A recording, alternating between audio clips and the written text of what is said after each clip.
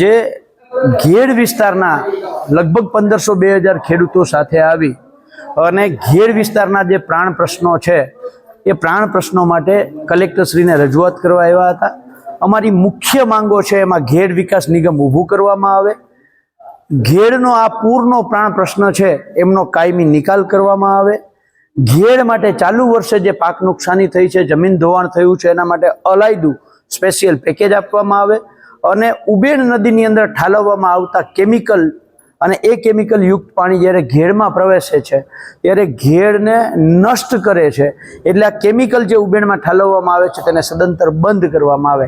આ 4 માંગો સાથે અમે કલેક્ટરશ્રીને કહ્યું છે કે પહેલી 2 માંગ છે એ નીતિ વિષયક બાબત છે, એમાં સરકાર 2 મહિનાનો સમય લે અને 2 મહિના પછી જાહેર કરે કે એમાં શું કરવા માગે છે, એક્શન પ્લાન એનો શું છે, અને જે છેલ્લી 2 માંગ છે એનો તાત્કાલિક અઠવાડિયામાં નિર્ણય જાહેર કરે, નહીંતર અમારે ગાંધી ચિંધ્યા માર્ગે લડાઈ કરવી પડશે।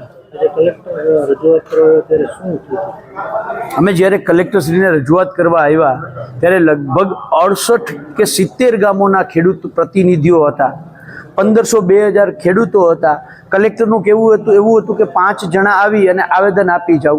અમે એમ કહેતા હતા કે અહીંયા 1500-2000 ખેડૂતો છે ત્યારે કલેક્ટરશ્રી, ડેપ્યુટી કલેક્ટરશ્રી અથવા તો આરએસી અધિક કલેક્ટરશ્રી આવી અને આવેદન અમારું નીચે આવીને સ્વીકારે, પણ ક્યાંક ને ક્યાંક અધિકારીઓને જે સત્તાનો, એમના પદનો જે મોહ કે મોભ હોય એ ક્યાંક મોહ કે મોભ ભંગ થતું લાગ્યું અને અધિકારીઓ હોય, ચૂંટાયેલા પ્રતિનિધિઓ હોય એ ભૂલે છે કે લોકશાહીમાં જનતા માલિક છે, અધિકારીઓ પદાધિકારીઓ જનતાના સેવક છે।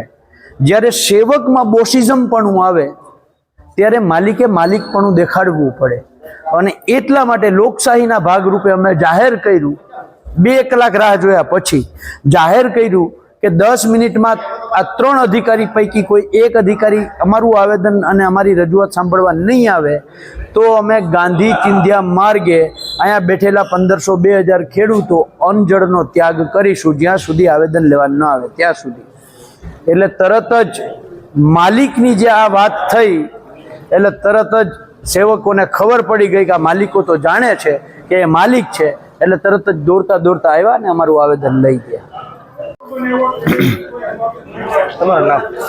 મારું નામ જાદવભાઈ પીઠિયા, હું કેશોદ તાલુકાના અખોદર ગામનો વતની છું। આજે ઘેડ વિસ્તારના જે ખેડૂતો છે ત્યાં કલેક્ટર કચેરી આવે, અમારી જે 4 માંગ છે કેમિકલવાળું પાણી ગોજત સાબરી અને જે ઘેડ વિસ્તારમાંથી વહેણી છે એ હાકડી હોવાને કારણે એને ઊંડી અને પોળી કરવામાં આવે, આ માંગ સાથે અમે આજ કલેક્ટર કચેરી આવ્યા છે। 2 કલાક ત્યાં રસ્તા પર બેઠા, કલેક્ટર પણ હજી આવતા નથી, એટલે અમારે કરવાનું શું હવે? મારું ગામ બામણાસા ઘેડ, કેશોદ તાલુકાનું। મારું નામ આલાભાઈ છે, હું ખેતી સાથે સંકળાયેલો માણસ છું। કે ખેતીમાં પારાવાર અમારા ઘેડ વિસ્તારમાં છે, સત્તાધાર, જુનાગઢ, વિસાવદર, ભેસાણથી માંડી અને બધું પાણી અહીંયા આવે છે। તો આ પાણીમાં એક મેઇન પ્રશ્ન તો જેતપુરના કેમિકલયુક્ત પાણીનો પ્રશ્ન છે। આ પાણી એક વખત અમારા ખેતરમાં ફરી જાય એટલે અમારો પાક નાશ થાય છે। અમારે મોસ્ટલી મોટે ભાગે મગફળીનું વાવેતર થાય છે અને મગફળીના વાવેતરમાં એક વખત પાણી ફરે એટલે આ કેમિકલયુક્ત પાણીને હિસાબે જાય। અમારે વર્ષો જૂની મગફળીનું વાવેતર છે, જાતું નહીં, પાણી ફરવાથી ન જાતું, પણ આ કેમિકલયુક્ત પાણીના હિસાબે જાય છે। બાદ રહી વાત સરકારની, તો સરકાર પારાવાર આપણે જાહેરાતો કરે છે કે પૈસા આપશું, આશ્વાસન આપે, હમણાં 2 દિવસ તૂટે એટલે નેતાઓ અને અધિકારીઓ બધાનો કાફલો આવે, અમને આશ્વાસન આપે, પૈસા જાહેર કરે, અમને ફોર્મ ભરાવે, છતાં પણ અમને પાછું મળતું નથી।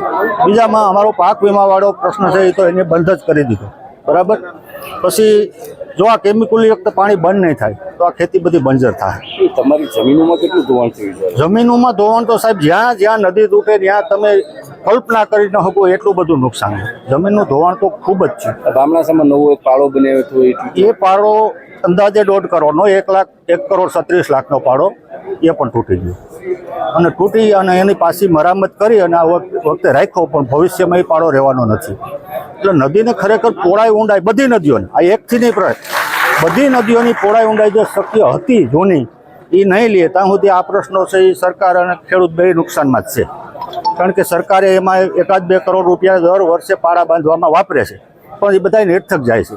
કારણ કે એની જે ક્ષમતા નથી પાણીની માની લો કે 1 લાખ ક્યુસેક પાણી છોડવામાં આવ્યું ડેમમાંથી, હવે અમારી નદીની ક્ષમતા ખાલી 35,000 ક્યુસેકની છે, તો પાણી ક્યાં નીકળવાનું છે? પાણીની જગ્યા કરી લેવાનું છે, એટલે ખેતરોનું ધોવાણ દિન પ્રતિદિન વધવાનું જ છે. અને આ ખેતરોના ધોવાણનો પૈસો હજી ખેડૂતને એક પણ મળ્યો નથી. માંગ હવે માંગ અમારી, અમને ખેતીવાડીમાં જે નુકસાન થયું એની સહાય આપે. બીજા નંબરમાં અમારો કાયમી ઉકેલ કરે કે કાયમી માટે અમારે કોઈ પાસે સહાય માગવી ન પડે. અમે માગવા માગતા નથી. અમે માગીએ છીએ અમારો હક કે અમારી નદીઓનો જે વહેણ છે એને ખુલ્લા કરે. બાલાગામ, બામણાસા જે ઓજત નદી નીકળી એમાં મોટે પાયે દબાણ છે, મધવંતીમાં પણ દબાણ છે. આ બધી નદીઓ ખુલ્લી થાય તો અમારું રાબેતા મુજબનું જે જીવન હતું એ અમારું સંતોષકારક થઈ શકે એમ છે. હું કરશન સોલંકી, બામણાસા ઘેડનો મુદ્દો સરકારશ્રી પણ સ્વીકારે કે 30 વર્ષથી આ મુદ્દાથી ઘેડ જજુમી રહ્યો છે.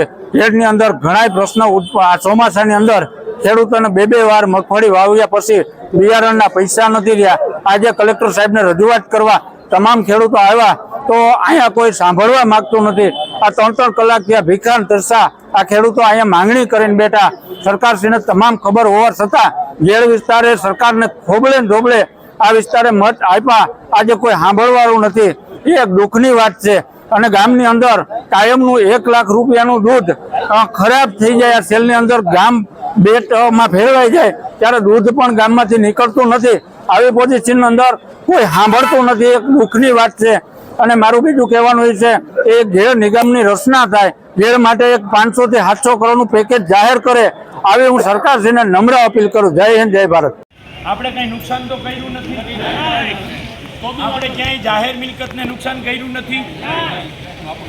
આમાં માની લો કે પોલીસ આપણને બસ ભરીને લઈ જાય ને તો નિયમો અનુસાર આને અટક કહેવાય. અને અટેક કરેલી વ્યક્તિઓને અહીંયા ચા, પાણી, નાસ્તો અને બપોર હોય તો ખવડાવવું. એવી ઊભી રહીએ એવું આપણે ચડી જ જવું ઘોડી. આમાં ભાગવું કોને ઉચ્ચવાત કરે? પોલીસની ગાડીઓ આવે તો ભાગવું કોને ઉચ્ચવાત કરે?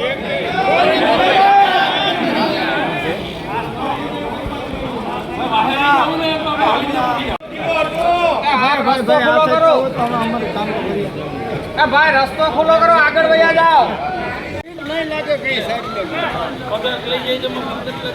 એટલે મારે પૂછવું છે એ કે બીક કોને લાગે? પેટમાં પાપ હોય, બીક કોને લાગે? પેટમાં પાપ હોય અને આપણે કાં બીક નથી લાગતી.